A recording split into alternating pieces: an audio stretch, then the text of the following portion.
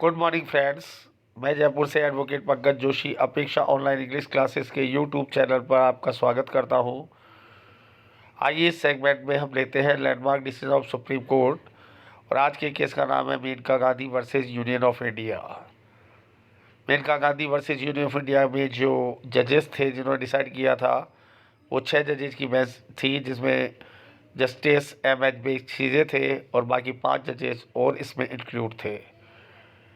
इस केस का जो जजमेंट आया वो 25 जनवरी 1978 को आया और 11 प्रोविज़न जो इसमें चैलेंज किया गया था वो था article 21 of constitution of India. अनुच्छेद 21 को के अंतर्गत ये जो रिट थी ये जो रिट को डिसाइड किया गया रेलेवेंट प्रोविज़न था ये। और अब केस के फैक्ट देखिए। याचिकाकर्ता को पासपोर्ट एक्ट 1967 के अंतर्गत एक पासपोर्ट जारी किया गया। जो मेनका गांधी थी याचिकाकर्ता, उनको एक पासपोर्ट एक्ट 1967 के अंतर्गत एक पासपोर्ट जारी किया गया था। उसके बाद याचिकाकर्ता को एक पत्र भेजा गया जिसमें पासपोर्ट एक्ट की धारा 10(3)(c) के अंतर्गत उनको पासपोर्ट जमा करवाने के लिए सरेंडर करने के लिए कहा गया। ये पत्र 2/7/1977 को पासपोर्ट ऑफिस के द्वारा भेजा गया था, जिसमें कोई कारण नहीं बताए गए थे और सुनने का अधिकार भी नहीं दिया गया था।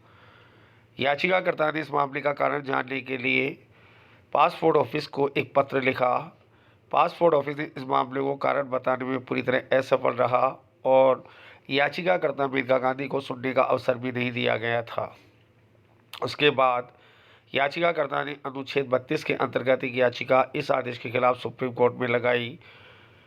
अनुच्छेद 32 के अंतर्गत legal issues framed in this matter, जो लीगल इश्यूज थे इस केस में वो थे यात्रा करने का अधिकार अनुच्छेद 21 के अंतर्गत व्यक्तिगत स्वतंत्रता के अंतर्गत आता है या नहीं, क्या पासपोर्ट एक्ट 1960 की धारा 10(3)(c) अनुच्छेद 14 1921 का उल्लंघन करती है या नहीं, क्या पासपोर्ट ऑफिस का यह आदेश प्राकृतिक न्याय के सिद्धांत का विरोध करता है या नहीं, या कोई भी न्यायिक प्रक्रिया any procedure established by law जो अनुच्छेद 21 का विरोध करती है या उसके अगेंस्ट में कोई फैसला दिया जाता है वह मनमाना है या नहीं।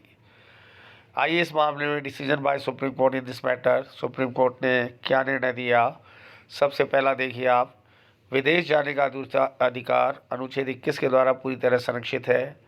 इस निर्णय में अनुच्छेद 21 का विस्तार किया गया और व्यक्तिगत स्वतंत्रता का एक विस्तारित आयाम दिया गया। पासपोर्ट एक्ट की धारा 10(3)(c) किसी प्रकार मूलभूत अधिकारों का उल्लंघन नहीं करती।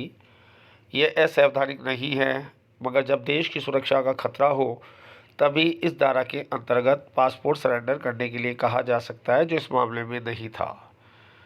जो आदेश पासपोर्ट आदेश ऑफिस के द्वारा जारी किया गया उसे सुप्रीम कोर्ट के द्वारा खारिज कर दिया गया।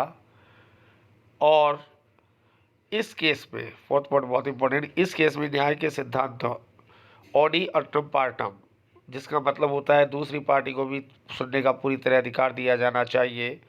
तो इस केस में न्याय के सिद्धांत ऑडी अल्टरम पार्टम के सिद्धांत का पालन नहीं किया गया, अर्थात दूसरे पक्ष को पूरी तरह नहीं सुना गया।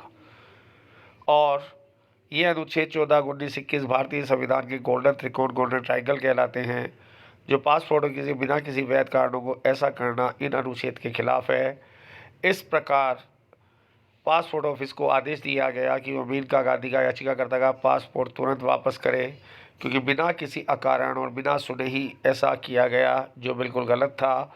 और पासपोर्ट ऑफिस का ये आदेश पूर्ण रूप से खारिज कर दिया गया और मेनका गांधी को उनका पासपोर्ट लौटा दिया गया और अनुच्छेद 121 को विस्तारित आयाम दिया गया, जिसके अंतर्गत कहा गया कि विदेश जाने की यात्रा का अधिकार एक व्यक्तिगत स्वतंत्रता का अधिकार, एक फंडामेंटल राइट है जिसे कोई भी कानून उल्लंघित नहीं कर सकता। इसी के साथ मैं जयपुर से एडवोकेट पंकज जोशी विदा लेता हूँ। एक नई केस के साथ वापस मिलेंगे। Thank you very much to watch my video, to hear my video. Thank you very much.